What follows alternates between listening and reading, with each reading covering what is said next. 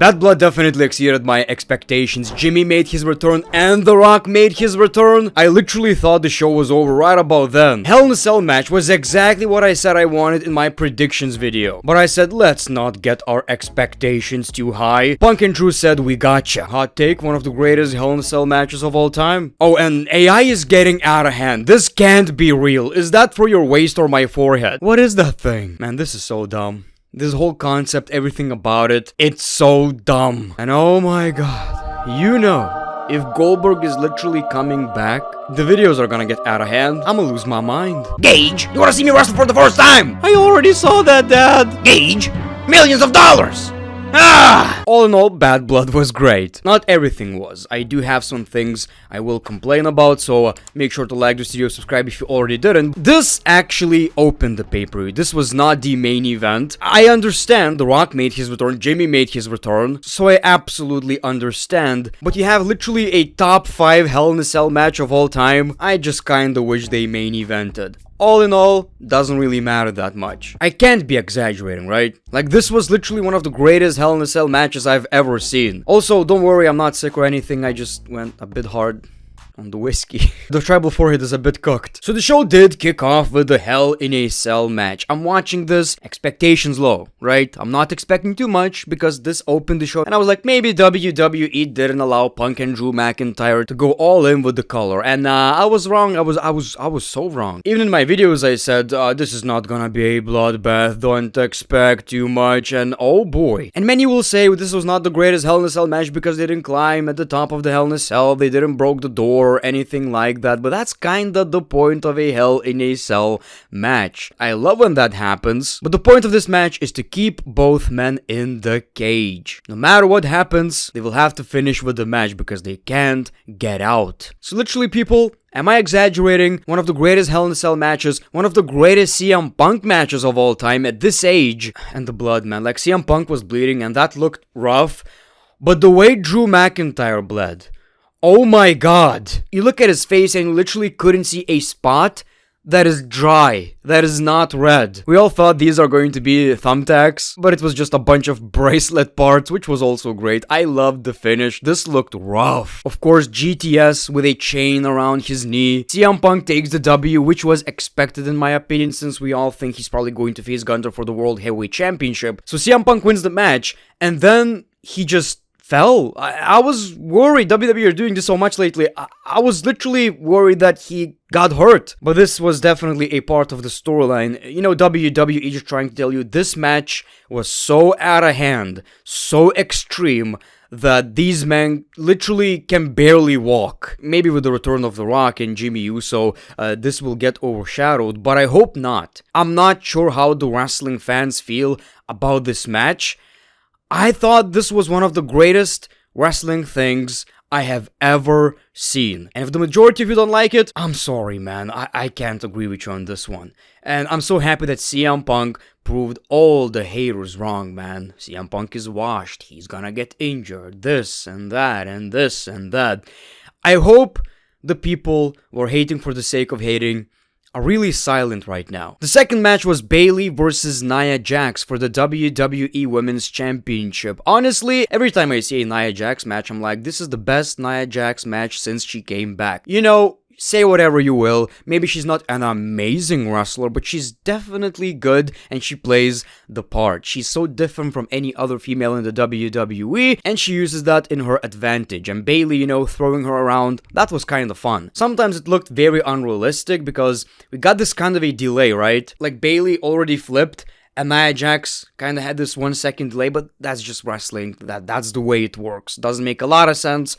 We just gotta accept that shit. But I think the quality of the match was great. Tiffany Stratton tried to cash in mid-match. Or maybe she didn't. We don't know that because the referee picked up the briefcase. So of course Nia doesn't care. That's the only thing she saw. But all this distraction, Tiffany literally throwing a briefcase to Bayley, that's what caused Nia Jax to win this match. Of course, retained the WWE Women's Championship. And Nia Jax left without Tiffany Stratton. So basically, nothing really changed, except for the fact that now Nia Jax is even more suspicious, and I'm not sure if she will be able to forgive Tiffany Stratton for this. Now, Finn Bálor versus Damian Priest was kinda business as usual. The thing about these two is, if this was a World Championship match, I would be a lot more excited. Now, not to say anything negative about the match, but this was just kinda there, and maybe a hot take. You guys are gonna hate me for this. I wish instead of this match, we got Bronson Reed versus Braun Strowman. Sue me? And you might end up losing on this one. We got the Judgment Day interfering, and even with that, Damian Priest still managed to pick up the W. This goes for every Finn Bálor fan out there. Just let it go. It ain't gonna happen at this point. If it didn't happen in 2017, 18, 19, 20, 21, 22, 23, 24, it ain't gonna happen. Unfortunately, that's gonna be his ceiling in the WWE, in my opinion. And I do find it weird that, they turned heel. You would think he's gonna win this match. And he didn't. I'm losing interest in this whole Damian Priest versus the Judgment Day thing. And that's kinda sad. Okay, so Triple H comes out and he talks about Crown Jewel, how at Crown Jewel we're going to get a WWE versus World Champion matches and, the Ultimate Crown Jewel Champion, which means absolutely nothing. And look at this monstrosity. It looks like if AEW title got sick. It literally looks like one of these AI-generated pictures when you type in custom WWE title and you get something like this. What is this? Why? For who? I don't want this. Take it back. Gunther comes out, he sees Goldberg in the crowd, and he said, I was joking. I don't actually like you. And I hope you're a better fighter than a wrestler. Triple H wrote this. We all know Triple H and Goldberg don't like each other. Triple H literally put that in the script. I would like to think at least. And he was like, and I'm gonna be in the ring, and I'll watch that. I'll watch his reaction. So Goldberg comes out. Don't you dare talk about my son, Gage! We got Sammy versus Gunther, this whole build, a match we're going to get on Monday Night Raw. And got me thinking, are we seeing Goldberg back? Now, many of you may not know, Goldberg wants a retirement match in the WWE. That was a thing that Vince McMahon promised to him, and obviously Vince is not here anymore. So are we seeing this match? If the match is going to be Gunther versus Goldberg, and Goldberg is putting over Gunther, I don't say negative in that. But the thing is, this was to promote Crown Jewel, and at Crown Jewel they said we're going to get a champion versus champion match, so obviously that ain't gonna happen unless Gunther loses a championship before that, which I don't see happening. But Goldberg and Triple H, man, I did not see that one coming. The thing I like about Triple H, lately at least, he's a changed man I guess, is that he puts business first. Punk, Goldberg, Bret Hart, it literally doesn't matter. He puts his personal feelings aside and focuses on the product, which I absolutely love. Oh man, what to say about Rhea Ripley versus Liv Morgan. So the match itself was great. I think both women, again, just put on a banger. Honestly, every match when it comes to in-ring competition was great, so there's not a lot to comment. Dominic being in the cage was funny, and they actually did something different. So look, Rhea said, I just need 1 minute, and the referee is a big hater, right? He hates Dominic, everybody hates Dominic, and that's why you bend the rules. For the hate of Dominic Mysterio. Dude, I jumped out of the couch. I thought the man is going to land on his head. This was a crazy spot, but I absolutely loved it. And that's where the positives end. So look, she got to beat Dom's ass, which was hilarious, but then Raquel just interferes. We got a disqualification, which in this case I believe a regular distract the referee finisher 1, 2, 3 could have worked. It doesn't matter. This was too much.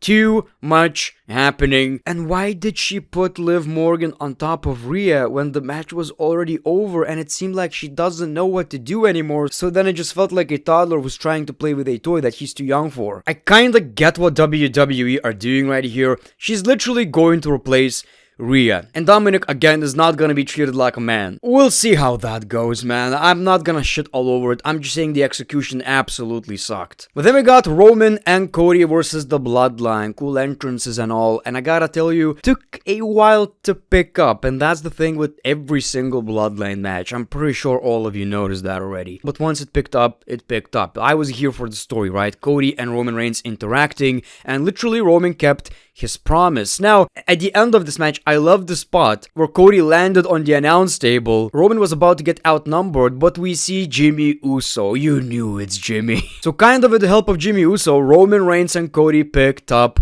the W. Roman and Jimmy hugged. A lot of character growth right here. Lovely moment. I was like, okay, now the show is over. That's great. That's awesome.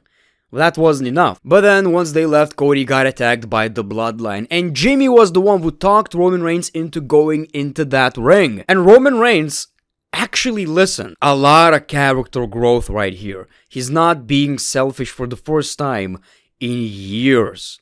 Like, literally every time something with the Bloodline happened, he was the one who would just watch. And now he helped a guy he doesn't even like because his cousin asked for it. So obviously they cleared the ring. Roman Reigns gives the WWE Championship to Cody, a show of respect, obviously, character growth, and The Rock's music hits. So The Rock just comes out, says nothing, and looks at these three men in the ring. I think was enough, I guess. And that was just to tell the audience, The Rock is back. He's gonna be a part of the storyline. Maybe you guys understood that completely differently. To me, it was like him being disappointed in what he's seeing, that Roman Reigns is literally standing with their enemy in the ring, showing respect to their enemy. And obviously, he's probably working with the Bloodline. If he's not working with the Bloodline, he will be working with the Bloodline. And this is gonna build Survivor Series. You know, SmackDown is a hero-miss show lately. More misses, honestly. So this is gonna make SmackDown a lot more exciting, and hopefully WWE are not gonna drag. I want some